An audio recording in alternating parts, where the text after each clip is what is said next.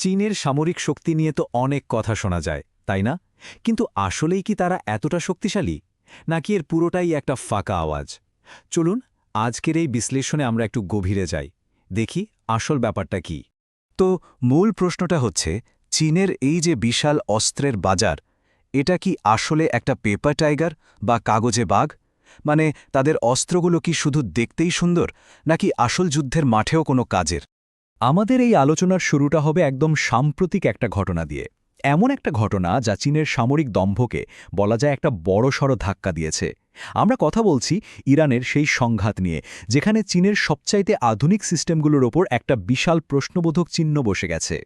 ঘটনাটা হলো কিছুদিন আগেই আমেরিকা আর ইসরায়েল মিলে ইরানের উপর একটা বিশাল হামলা চালায়। ভাবা যায় মাত্র একদিনে ৫০০রও বেশি টার্গেটে অ্যাট্যাক।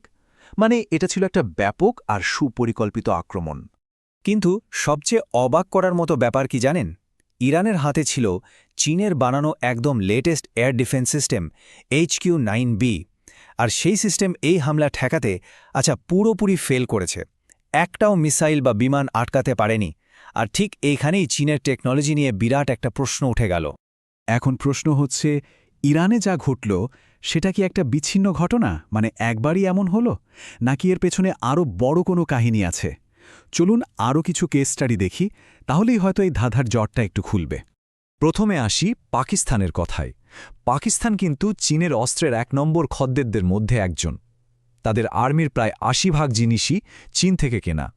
কাজেই তাদের অভিজ্ঞতাটা খুবই গুরুত্বপূর্ণ। এখানেই দেখুন বিজ্ঞাপনের সাথে বাস্তবের তফাতটা। অপারেশন সিন্দুরের সময় পাকিস্তানের সেই HQ-9 মিসাইল সিস্টেম, যেটাকে রাশিয়ার S-300-এর সাথে তুলনা করা হয়, একটাও ভারতীয় মিসাইল আটকাতে পারল না। তারপর ধরুন তাদের YLC-80 রাডার, বলা হয় এটা নাকি স্টেলথ বিমানও ধরে ফেলে, অথচ ভারতের ইলেকট্রনিক ওয়ারফেয়ার সিস্টেম সেটাকে পাত্তাই দিল না, সোজা জ্যাম করে দিল। আর তাদের যে PL-15E মিসাইল, যেটা নিয়ে তারা অনেক গর্ব করে, সেটাও টার্গেটে লাগাতে পারল না। মানে একের পর এক ব্যর্থতা। আচ্ছা, এই যে ফেল করার গল্প, এটা কিন্তু শুধু এশিয়াতেই থেমে নেই। চলুন তো এবার একটু দক্ষিণ আমেরিকায় ঢু মেরে আসি, দেখি সেখানে চীনের টেকনোলজি কি কামাল দেখিয়েছে। ভেনেজুয়েলার ঘটনাটাও প্রায় একই। তাদের কাছেও ছিল চীনের বানানো JY-27A রাডার, আর সেটাও মার্কিন বিমানকে ধরতেই পারল না। মানে বারবার একই জিনিস ঘটছে। চীনের রাডার আর ডিটেকশন টেকনোলজিতে যে বড়সড় কোনো সমস্যা আছে, এটা তো পরিষ্কার। এতবার একই রকম ব্যর্থতা, এটা কি শুধুই কাকতাইও হতে পারে? তো আমরা দেখলাম যে চীনের সিস্টেমগুলো বারবার ফেল করছে, কিন্তু আসল প্রশ্নটা হলো কেন এমন হচ্ছে? চলুন এবার কারণগুলো একটু খুঁজে বের করার চেষ্টা করা যাক। এর একটা বড় কারণ হলো এমন একটা যুদ্ধ যা চোখে দেখা যায় না। এটাকে বলে ইলেকট্রনিক ওয়ারফেয়ার, বা সংক্ষেপে EW। ব্যাপারটা অনেকটা এরকম। ধরুন আপনি শত্রুর রাডারকে এমনভাবে বোকা বানালেন যে সে কিছুই দেখতে পাচ্ছে না, বা তাদের মিসাইলকে ভুল ঠিকানা দিয়ে অন্যদিকে পাঠিয়ে দিলেন।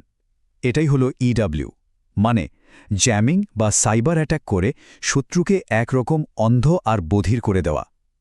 আর এই খেলায় পশ্চিমা দেশগুলো কিন্তু বহু বছরের পুরনো খেলোয়াড়। চীনের জন্য এটা এখনও বেশ নতুন একটা মাঠ।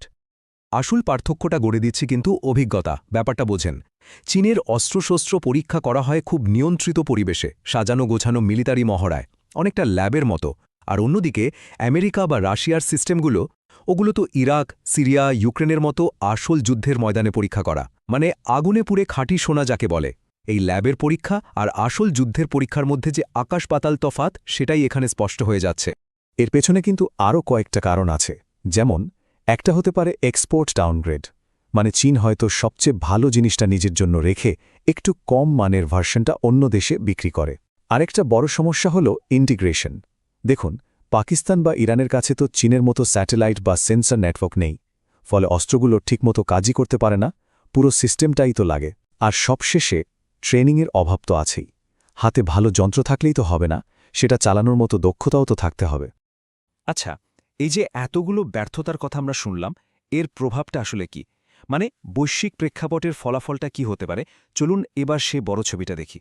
চীন কিন্তু এখন অস্ত্র বিক্রির বাজারে বেশ বড় একটা নাম, বিশ্বের ৪র্থ বৃহত্তম রপ্তানিকারক। আর তাদের সাফল্যের মূল কারণটা হলো দাম। তারা কম দামে অস্ত্র বিক্রি করে।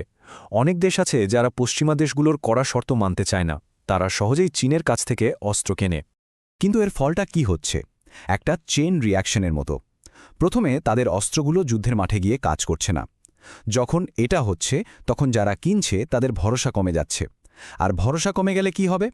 তারা তখন অন্যদিকে ঝুঁকবে, হয়তো একটু বেশি টাকা দিয়ে হলেও রাশিয়া বা পশ্চিমা দেশগুলো থেকে পরীক্ষিত অস্ত্র কিনবে।